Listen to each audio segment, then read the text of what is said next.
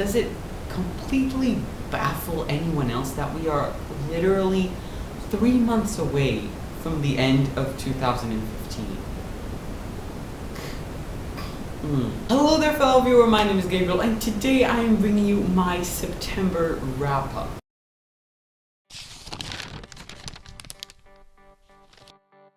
First and foremost, I want to say that I am tremendously sorry that I have been so inactive on my channel. Putting it shortly, school has started and my attention and my priorities have just shifted 180 degrees. I have come from 3 months of doing whatever the hell I wanted with my time to literally every day being preoccupied with so much stuff that very sadly, reading and my channel have kind of taken a back seat, which I really hope changes because I really do like to do this. It's sad, but as you get older, you give your time to what you need to do and you cut back on what you want to do. But I'm just babbling on. You probably don't care. I really just want to say that I am sorry that I have not been putting up that many videos. I really want to do one a week. I think that is going to be my goal. One video a week. With that being said, I'm going to jump into the wrap-up. So August ended and I read, I think, about 4 books in August.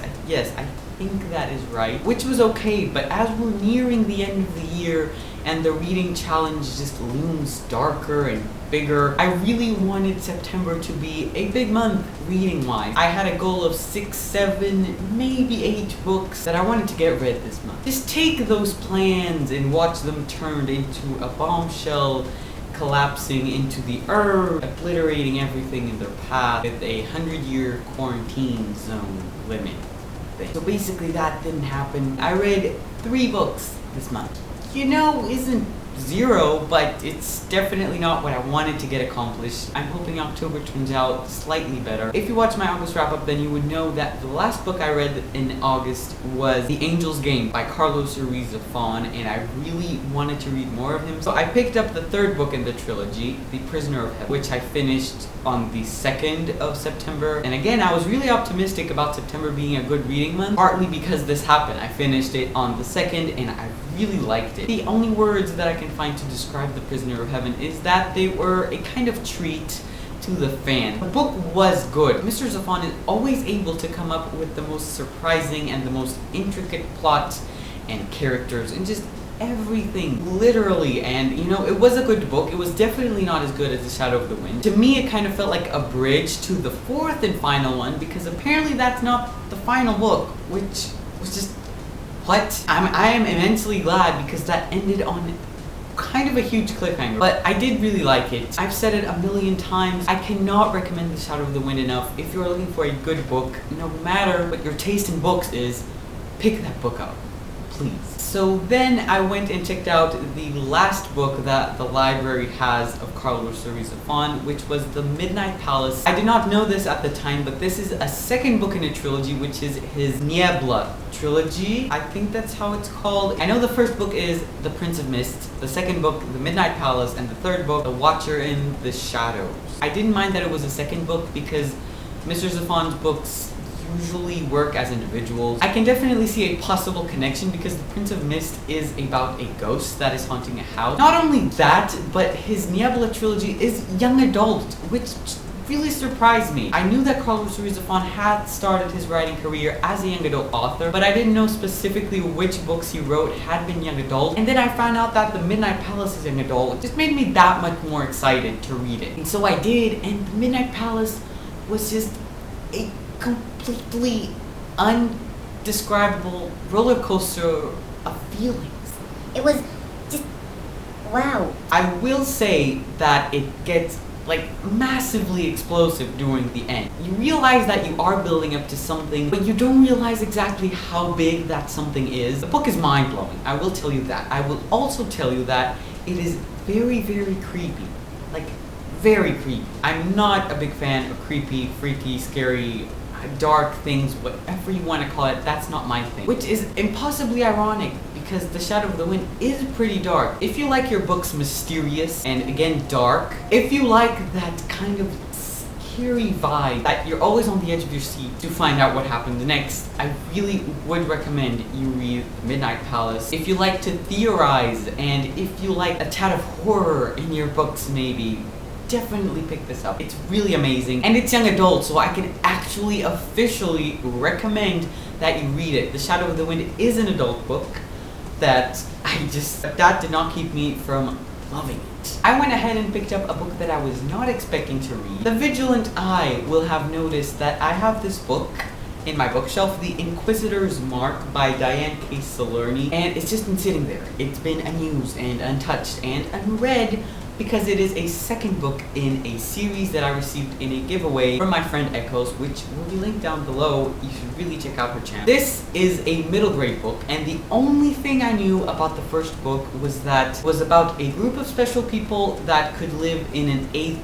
day in the week. That's what the first book is called, The 8th Day. I decided to read this because I started asking myself, what if I buy the first book and I don't enjoy the first book and then I feel obligated to read the second one and just no, I don't want to do that. So I did read this. It was a tiny bit confusing because it did reference a lot of what happened in the past book, but it was amazing. I was so surprised at this book. So okay, these people are able to live in the 8th day, but not only that, but they are descendants from Knights of the Round Table. That is insane. We have descendants from King Arthur and from Mordred and from Merlin. I honestly felt like this wasn't a middle grade book while I was reading it. This was so well developed and so well built that it really felt like young adult. I really hope that the author wasn't scared to dive into the young adult genre, so she decided not to risk it and write a middle grade novel. If that was the case, then I really don't know why she even pondered not writing young adult, because this was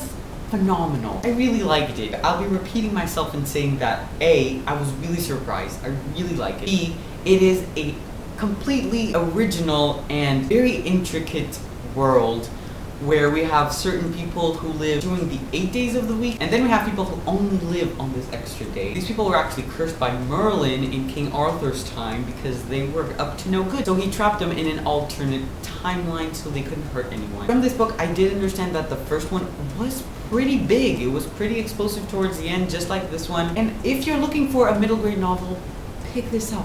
Do yourself a favor. It was really good. And the last book that I read this month is one that I have not actually yet finished. I have just passed halfway through. I found this at my school's library and I thought it was interesting. This is Goodbye Columbus and 5 other short stories, novellas, not really sure how to translate this, by Philip Roth. This man won the Man Booker Prize along with 10 bajillion other awards, which are all neatly listed here. The conclusion that I've reached is that I really should steer clear of these award-winning authors. Last time I tried to pick up a book by Michael Crichton, something like that. He had won the Pulitzer, and I couldn't even finish it. I was just not getting into it. However, this book really did intrigue me, and I am enjoying it. These 5 short stories are about Jewish people and how their lives differ from other people, their habits and their struggle, their lives, and it is really nice. The first story was huge. It went up until halfway. Exactly. This is how big the first story was. And then the second one was like 10 pages long. So you get the feel. It's good. And I'm enjoying it. I do plan to finish it soon. I don't really know when. My library does have other books that I'm really interested in reading. I'm really hoping to get to them in October. I'm really sorry that I haven't read that much, and I'm really sorry again that I have not been posting videos as often as I used to. But just school. This is my first year of high school, and everyone tells you high school is more serious. You have to work harder, and it's honestly putting me in so much stress. I study literally every day, and that is something that I have never done, and I'm a good student. So I spend maybe 2 hours every day reading and writing and meditating on everything that school gave to me on that day. To say the least, it's definitely put me in a new level of stress. I will try to find time to edit and to film for you guys because it can't be all work and no play, right? So yes, thank you so much for watching. I also really want to thank everyone who subscribed to me. The last time I posted had 318 subscribers, I think, and now I have 331, which is just crazy in the best possible way. Thank you so much for, first of all, waiting, and then second of all, enjoying my face and my words and my thoughts and just everything. Thank you so much. You really are the best. I really hope you stay tuned for my next videos, and remember to keep your day an extremely bookish one, which is something that I have sadly not been doing. Goodbye.